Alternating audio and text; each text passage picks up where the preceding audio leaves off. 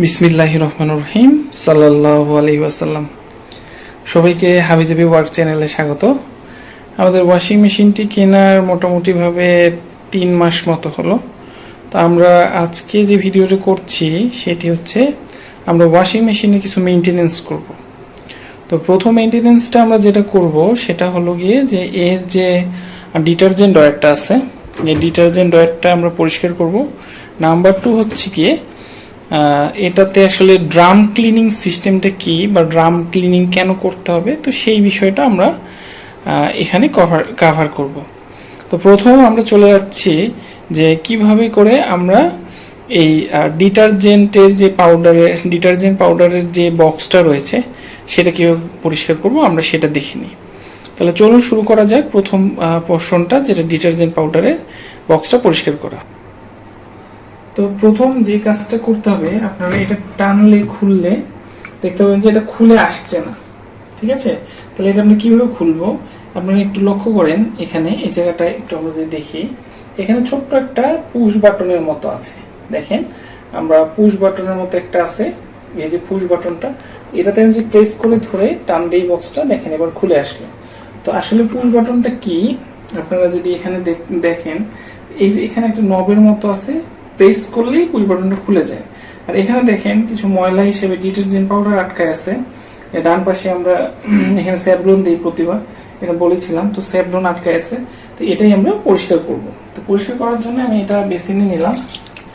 বেসিনে নেওয়ার পরে আমি আগে থেকে একটি কাপড় নিয়ে রেখেছি, যে কাপড়টা দিয়ে আমরা আসলে পরিষ্কার করব বিষয়টা। তো আমরা এটা পরিষ্কার করছি। নর্মালি আপনারা আপনাদের মতো করে পরিষ্কার করতে পারেন। আমরা যেটা করলাম, কাপড়টা দিয়ে আগে একটু ঘষে নিচ্ছি। এখন ঘষে নিয়ে তারপরে আমরা এটা করে ফেলবো। মোটামুটি আমাদের ধোয়ার কাজটি শেষ হয়ে গেছে। আমরা একটু লাস্ট ফিনিশিং দিলাম পানিটা দিয়ে। আপনারা দেখতে পাচ্ছেন যে এটার ফ্রন্ট পার্টটা, যেটা এই যে অক্সিফ্রেশ এবং ওয়ালটনের লোগো দিয়ে 8 কেজি ইনভার্টার, এটার পিছন সাইডটা এরকম। এখানে এটার সাথে কিছু একটা আছে। এই পাশটা দেখতে পাচ্ছেন, এই পাশটা এই যে এখান দিয়ে ডিটারজেন্ট যায়, আর এখানে লিকুইডগুলি, আর এটা হচ্ছে এই পার্টটা। তো এটা কিভাবে কাজ করে এটা হয়তো আমরা এত ডিটেলসে জানি না। জাস্ট আমার পরিষ্কার করা হয়ে গেল। আমি আবার এখন ওয়াশিং মেশিনের আপনারা এই পার্টটা দেখেন, এই পার্টটা একটু খোলা, রাইট? এর ভিতরে বেশ কিছু জিনিসপত্র আছে, হ্যাঁ, সেগুলি পানির পাইপের লাইন টাইন বিভিন্ন জিনিসপত্র। এখন আমরা এটা আবার ঢুকিয়ে দিচ্ছি। ঢুকিয়ে দেওয়ার সময় আসলে তেমন স্পেশাল কিছু করার নাই। এই জায়গাটা একটু পিচ্ছিল হয়েছে, এই জায়গাটা একটু আপনারা চাইলে পরিষ্কার করে নিতে পারেন। এই জায়গাটা একটু পিচ্ছিল হয়েছে, কারণ এখন প্রতিদিন তো ওয়াশিং পাউডার দেওয়া হচ্ছে, এই জন্যে। তো আমি এখন এটা ঢুকিয়ে দিচ্ছি এখান দিয়ে।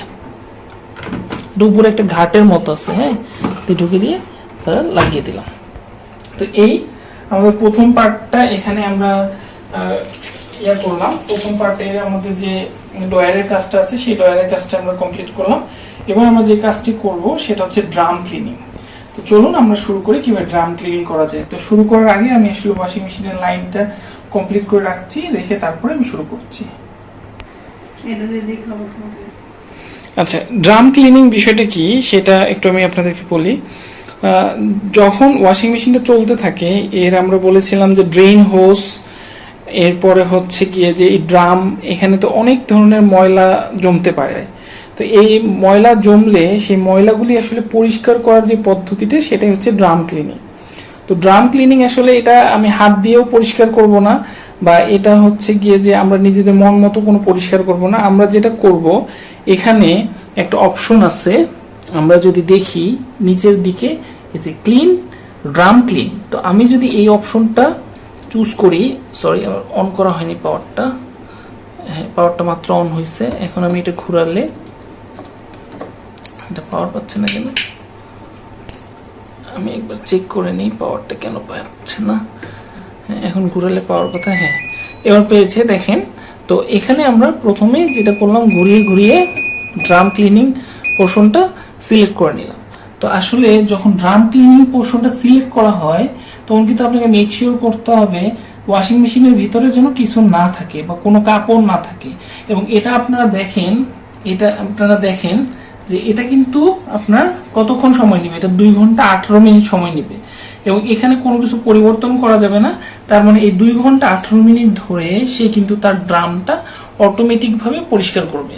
তো আমরা এই ড্রাম ক্লিনটা চালু করে দিই, এখন আমরা সিলেক্ট করলাম, এখন আমি চালু করে দিই, দিলে সেটা একইভাবে আগের মতো করেই কিন্তু সে শব্দ করে তার ক্লিনিং পোর্শনটা শুরু করলো এবং এটা হোপফুলি আর 2 ঘন্টা 18 মিনিট পরে এটা অটোমেটিক্যালি কমপ্লিট হয়ে যাবে।